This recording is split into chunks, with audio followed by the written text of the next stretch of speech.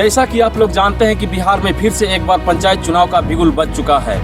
हर चौक, हर चौराहे और हर मोड़ पर एक ही चर्चा हो रही है कि इस बार का मुखिया आखिर कौन बनेगा।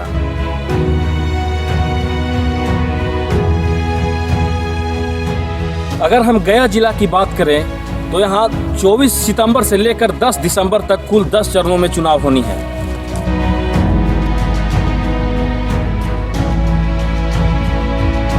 पंचायत में हर 5 साल पर एक सुनहरा अवसर आता है, उसके बाद भी जनता अपने आप को छला हुआ पाती है।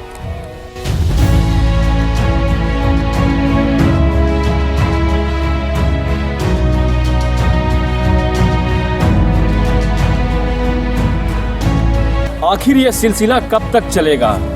जनता के दुख दर्द समझने वाले जनप्रतिनिधि के चुनाव में आखिर लोकतंत्र के मालिक से गलती कहां हो जाती है?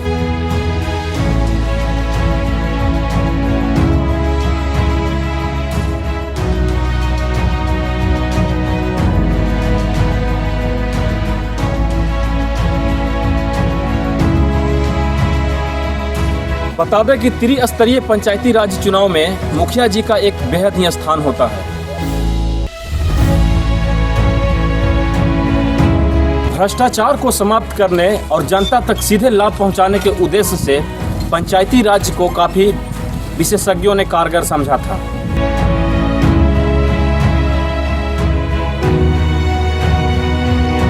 और कई जगह यह कसौटी पर खरा भी उतरा, लेकिन जैसे जैसे सरकार कुछ योजनाओं को सीधे बागडोर पंचायती राज को सौंपना शुरू किया, वैसे वैसे चार बढ़ता गया और जनता में बेबसी और मजबूरी देखने को मिली।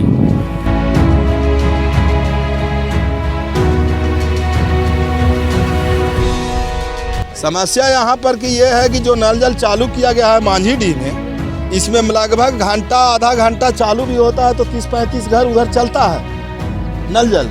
जो बाल्टी, 1.5 बाल्टी, 2 बाल्टी पानी से भी ज़्यादा उन लोगों को नहीं मिल पाता है। बाकी जो हरजन टोली है यहाँ 40-45 घर, करीब 30-35 घर ज़्यादा टोली है, ये सब पानी बिना तड़प रहा है, पानी नहीं मिल पा रहा है। संजीदा सवाल उठता है कि हमारे ग्राम पंचायत का मुखिया कैसा होना चाहिए।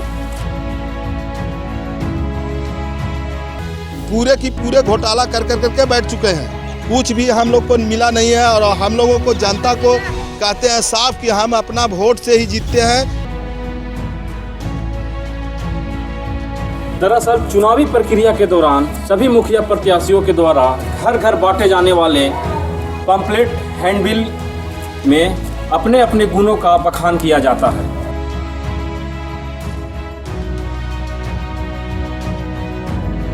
ये 5 साल में कोई विकास, कोई विकास नहीं, कोई विकास। क्या आपने गांव के लिए स्ट्रीट लाइट लगा है? कोई लाइट वगैरह नहीं लगा हुआ। आवास योजना भी कुछ भी नहीं मिल पाई है। कोई प्रधान योजना में आया था कुछ पैसा, समझ गए?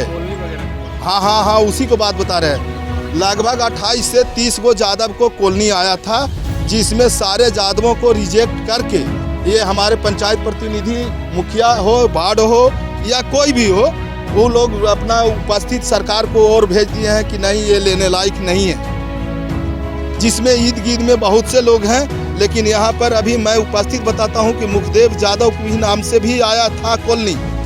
ये 2017-2018 की इशू हुई कॉलोनी, आज तक के इशू जनता को नहीं मिल पाया, प्लस वापस सरकार को पास चला गया।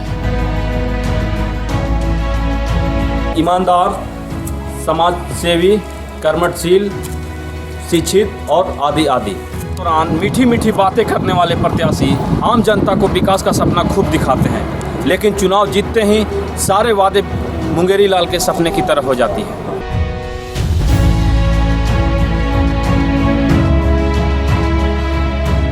समस्या है कि यहाँ पानी की बहुत दिक्कत है। जो नल जल भी चालू हुआ तो कोई आदमी अपना ठेकेदार सुन रहे हैं कि आधार कार्ड लेके चला गया सबके, और नल जल भी चालू नहीं हुआ और सुन रहे हैं कि नल जल चालू भी होगा, लेकिन हम लोग के पानी का अभी तक कुछ नहीं हुआ। सुन रहे हैं से नहीं, आपके घर में पानी पहुंचा नल जल वाला? नहीं। इस शौचालय बने हुए कितना दिन हुआ है? इस शौचालय बने हुए करीब साल भर होने जा रहा है। अच्छा, तो आज तक खुला ही है? खुला नहीं, पानी नहीं है तो खुलेगा क्या? अच्छा, पानी नहीं रहने के कारण बंद है। किनके द्वारा ये ताला लगाया गया है? ये ताला कोई आया था जो बनाया है, जो इसको बनाया है कोई ठेकेदार है कि कोई अफसर है उतना तो नहीं बता सकते हैं, लेकिन वही जो ताला लगा के क्या चाबी धरा के चला गया।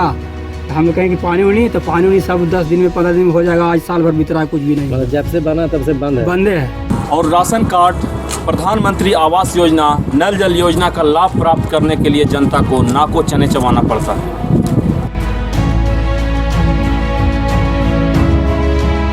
अफसर को भी कबा दिया तो हम लोगों के पास अगले 5 साल तक हाथ मलने के अलावा कुछ नहीं रह जाएगा कि वार्ड सदस्य और पंचायत सचिव के नखरे बड़े घर की बहू की तरह होती है, जिस कारण सरकारी खजाना के लूट खसोट से जनता कराह उठती है।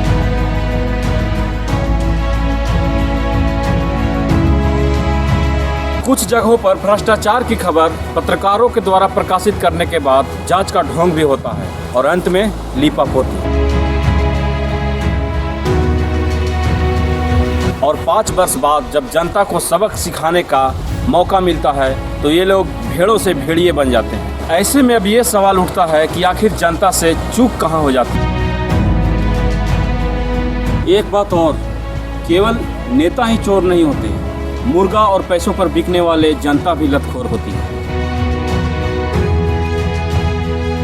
ऊंची पहुंच रखने वाले सुविधा संपन्न और रसूखदार लोग मलाई काटते हैं तो गरीब जनता अपनी छोटे छोटे जरूरतों के लिए दर दर भटकती है।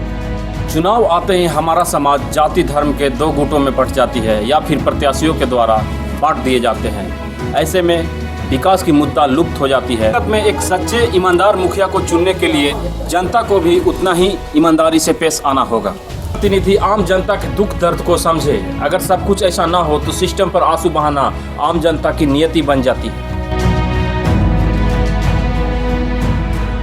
प्रत्याशी मतदाताओं को केंद्र तक लाने के लिए गाड़ियों की सुविधा का लालच देते हैं और कई तरह की भी लालच को प्रदान करते हैं। इसी लालच की वजह से जनता अपने आप को ठगा हुआ पाती है। इसलिए जनता को भी ईमानदारी पूर्वक मतदान करना चाहिए और अपने पंचायत के लिए एक योग्य और ईमानदार मुखिया को जिताने की प्रयास करना चाहिए। अगर हम भेड़ियों को चुनाव कर भेड़ों का कल्याण की आशा करें तो जनता से बड़ा मूर्ख कोई नहीं हो सकता। इसलिए अपने बीच एक ऐसे प्रत्याशी को अपना बागडोर सपना चाहिए जो हमारे ही समस्याओं की तरह वो भी भक्त भोगी हो।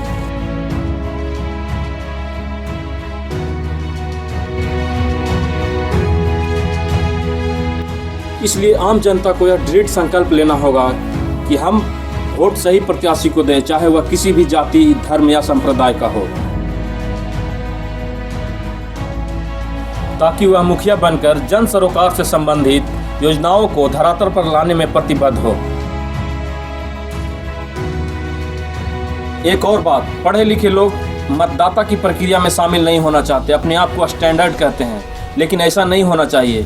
सभी युवाओं को मतदान की प्रक्रिया में शामिल होकर अपने पंचायत के लिए एक अच्छा प्रत्याशी को चुनाव करना चाहिए ताकि उसका पंचायत का विकास हो।